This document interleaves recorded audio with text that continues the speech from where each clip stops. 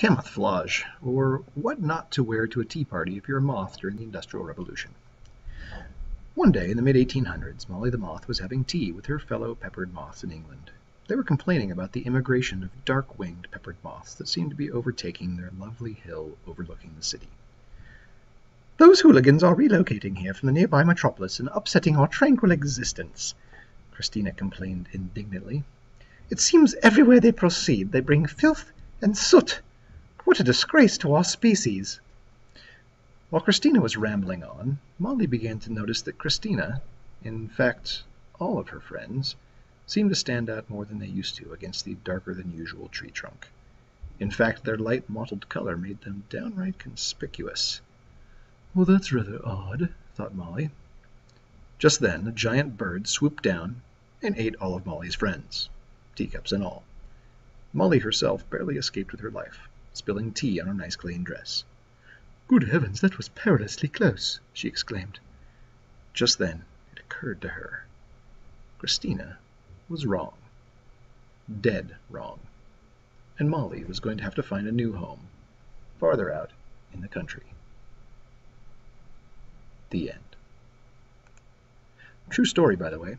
The British peppered moth, also known as Biston betularia, this is the scientific name, genus and species, is a moth that comes in two colors, essentially. Large D. In other words, this would be the dominant trait, is dark wings. And big D, little d would also show up as dark wings. Little d would be a lighter colored moth with sort of a salt and pepper kind of appearance there, hence the name British peppered moth.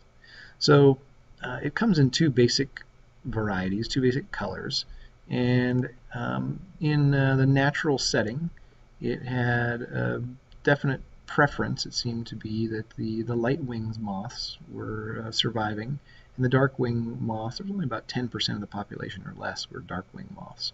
And part of that was due in part to their habitat. They lived on lighter colored trees, and so light colored moths had the advantage. They were camouflaged, if you will. What happened, though, in the late 1800s, though, with the Industrial Revolution, is that those trees then, something changed about those trees, and what we noticed was that the dark wing moths seemed to be much more prevalent. At least 90% of the moths were now dark winged, and less than 10% were the light wing moths. We then observed that after some atmospheric pollution control laws came about, that things switched again, and light colored moths seemed to be dominant, and not dominant, but at least more prevalent in the landscape, and dark wing moths seem to be down again in the lower than 10% range. So what's going on here? Well, we observed the same thing happening in over 100 different moth species in multiple countries, all throughout the same time period of the Industrial Revolution. What we have going on here is essentially that the dark wing moths were blending in, or were not blending in very well, or not camouflaged on the lichen-covered trees before the Industrial Revolution, and the light-colored moths were definitely blending in. In fact, you can hardly even see this guy right there. And after the Industrial Revolution, because of all the smog and soot and smoke from burning coal in the factories, that the lichens on many of the trees near the cities died, and the trees themselves became very dark colored, and so the light colored moths now stood out, and so Molly and her friends were having a harder time surviving, and Molly herself barely escaped with her life. Were the dark wing moths bringing soot from the cities? No, of course not. They were simply able to survive better because they blended in more, and so when the dark ones survive better, they have more chance of reproducing, and they produce more dark-winged moths. So let's take a look at what this can be like. Here's a simulation online about how this works, and the idea is that you can choose either a light forest or a dark forest for your experiment. And as you eat these moths, at the bottom it keeps track of what's going on. Come on, eat the moth. It keeps track of how many of each of those moths are around. can't talk and eat moth at the same time, apparently. So you can see the graphs at the bottom essentially doing that. And am I just eating dark moths here? No, not completely, but obviously I'm eating more dark moths than I am light moths. And that starts to have an effect on the population. And over a long period of time then that can definitely affect how many of each of those genes are going to be in the gene pool. And this is just a minute. I'm going to go through here, and we're already down to 28% dark moths, 27% dark moths, and far more light moths in the population because they're just harder to see. They're harder to catch because they just blend in better. All right, so you can see a pretty major change in just a short amount of time. You can do the same thing, of course, then if the forest changes to a much darker colored tree trunk.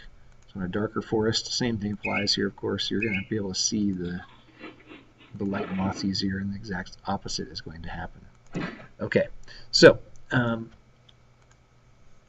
what we see here is a shift then from light-colored moths to dark-colored moths, and then when the environment changes again, back to light-colored moths. This is a process known as natural selection. Natural meaning it happens naturally in nature, and selection meaning that certain traits are being selected by natural processes to show up more. So what is natural selection? Essentially it's this. It's the process by which organisms that are better adapted to their environment survive and pass on their genes. Essentially it's survival of the fittest. Except it's not just survival of the fittest. It's survival and reproduction of the fittest. You can't just survive, you also have to then pass your genes on to pass that same trait on, or a similar trait, to your offspring. So if you're better adapted to your environment, you're going to survive and pass on your genes.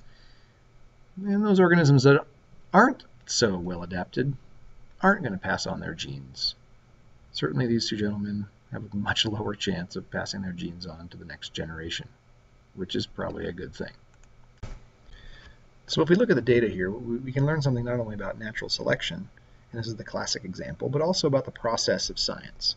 And what we find is this, is that people observe things, and it leads them to ask questions. If you're a curious person, and you're interested in how the world works, when you see something happen, you want to know how it works. You want to know how it happened. And so through these observations, you come up with some questions, and you then come up with some ideas about how that happens. Now, just because you make an observation does not mean that that is, the answer. And just because you have an idea about how it works doesn't mean that you have a scientific theory. A theory is really well supported. All you really have is maybe a hypothesis, something very simple. So here's what I would like you to do. In a moment, you're going to pause the video and design yourself a controlled experiment to see if natural selection caused Biston betularia, the British peppered moth. Did natural selection cause them to change over time?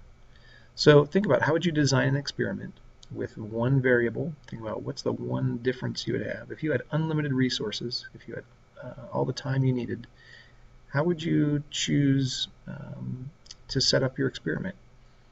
So take a moment to think about that. Here's a couple of ideas for you, just maybe a little hint there.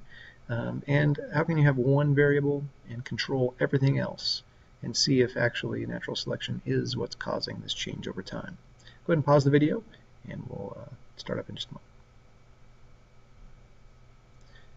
Alright, so I'm guessing you designed something where you had perhaps a dark colored tree or dark colored trees inside of some sort of an enclosure, perhaps a large netting, and a light colored tree or trees inside of another large enclosure, hopefully the same netting, hopefully the same number and size of trees, and then you would release some moths into each of those environments. The same number of moths on each side, the same ratio of light to dark, and perhaps release some predators into there as well, the birds. Same number, same species. Try and control that as much as you possibly could to make this experiment only have one variable. Now, of course, that's not possible in a natural setting like this. You're not going to find two trees that are exactly the same size, exactly the same shape, and so forth.